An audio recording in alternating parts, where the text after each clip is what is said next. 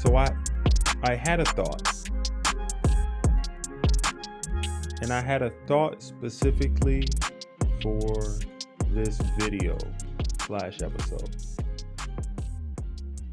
And my thought was simply this: if I could go back in time and talk to my former self before I made the decision to go to college, what would I tell myself? What would I want to know before I made one of the biggest decisions I've ever made in my life, which is thrust upon a lot of us at the age of 17, 18. A lot of things have been going through in the culture, people talking about student loan forgiveness, people talking about inflation, people talking about how the price of tuition and everything keeps going up. But what would I have done if I knew what I know now? I'm 34 now. I went to college. Wow.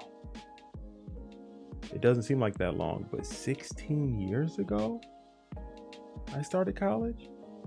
That is crazy to think about. Time flies. But this is what I would have told myself. Before you decide to go to college, think about the profession more. Think about how much you actually are going to earn in this profession. A simple Google search is something that could save you so much money. Research the career on how much it pays, how much experience is needed, and think about how much student loans you're going to pay when it's all said and done. Because what I found is a lot of what the academic advisors are telling you, a lot of what people in your family are telling you, people who didn't even go to college, a lot of them are saying, yeah, we've all heard it. Go get an education. You know, you're going to have a good job and you're going to be able to make it. But what I found is that if you're going to college for a basket weaving degree, or if you're going to college for a tuba degree, you have a rude awakening coming. I chose social work. I'm coming to find out now in my later years, I chose the wrong profession. I chose the wrong degree. If I could do it all again, I would choose a different degree. Not to say social work is a bad field. However, the money that I put into getting a degree is not worth how much what it's offering people to do that profession. Fortunately, I'm not in social work, but some of the stuff that I learned in social work I use today in my career in government. However, that doesn't defeat or refute my point. I would tell my younger self to look into getting into science, technology, engineering, or math, the STEM fields. So anything having to do with architecture, engineering, computer programming, what can make you an asset to a tech company, a company that's innovative, a company that is pushing innovation forward, go there. You can't go wrong with anything in finance. As far as accounting, every business needs an accountant. You need to start thinking about your education in a way where it's like, what's going to make me marketable to the market, not just something that I would like doing, but some things that you might love doing, pottery, art, is not necessarily going to pay you what you're worth unless it's an exception. And we all know exceptions don't make the rule. So that's some word of wisdom that I would have told my younger self when it comes to that. I also would say, like, anything in the health field, you're fine, because people are always going to need that. Something else I would have told myself as well is, if you can't find something or you can't see yourself fitting into one of those STEM fields, look at alternative ways to make yourself marketable to the masses. A big thing that I push now and that I talk to people about now is all of the blue collar type of things. Plumbing, You could get into that. You don't need a degree to become a plumber. You could literally go become an apprentice, probably make more money than you're making now at your entry-level job, and you could learn skills that you could create your own business with. And yeah, it might not be the sexiest profession, but hey, you're gonna, be able to set yourself up and not go into debt to do something like that.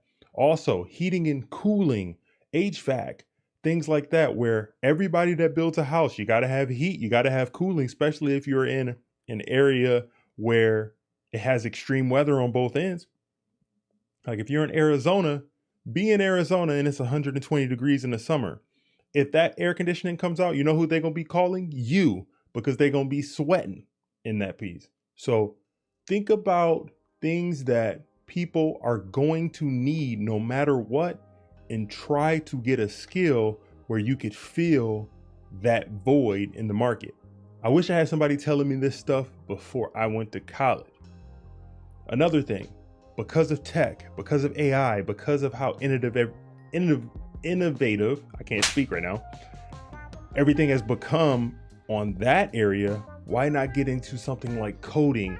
Why not get into something like learning the back end of some of these systems where you could be an asset to a company that is moving in that realm? These are some things that nobody told me when I was pursuing and thinking about college. And I'm not saying that the people told me to go to college meant me any harm by it. I don't think they did. It just was an old model for success. I don't think it is the model for success moving forward. I think unless you are in one of those STEM fields, I will give you some pros of what was important with college. College taught me how to be a professional in the corporate workforce. It taught me how to be prepared. It taught me how to organize. It taught me how to work well with others. It taught me how to have discipline in that regard. It also helped me while I spent my time at college to interact with people who had a different upbringing than me, to spend time with people who I never would have interacted with. And from my time in college and playing college sports, I have friends that I still have to this day, and I will have for a lifetime. So college was not all bad. However, do I think all of those connections and that experience was worth how much money I have to pay in student loans for it? I do not. Because if I could go back, I would have chose one of those paths to make me more marketable to the market and get value for the money that I spent in college. And I think more people need to be open and honest about their experience with this type of stuff. When people talk about money and when people talk about their mistakes in life, a lot of people want to be like, yeah, I got it all figured out. I don't claim to have it all figured out. I made the decision I made at the time with the best knowledge that I had at the time, but in hindsight, I would have did things better. And that's why I'm like reaching back to you and saying, hey, maybe you're not a bookworm. Maybe you're not somebody that would thrive in college. But if you are good with your hands, if you're somebody that always has had a knack for figuring out and tinkering with things and figuring out how they work, hey, maybe you should be on the end where it's more blue collar, where you're building things and fixing things. There is a need for you in the market. You just need to find where you could be useful and then apply yourself, be disciplined, and go after it. So that was just a thought that I had. I hope this is helpful to you. If this helped you, my name's Monte Lee. This is the Karat Juice Podcast. I just had this on my mind, and I wanted to share it with you. If you enjoyed the content, like it, subscribe to the channel to get more videos like this, and also hit the notification bell so you get notified anytime I drop content. And if you don't already know, here at the Karat Juice Podcast, we observe society, we digest it, and through the nuance of it all, we attempt to progress forward. And if you haven't already done so, today, love somebody, hug somebody, Do something good for somebody, not expecting anything in return until next time. And until next time, peace.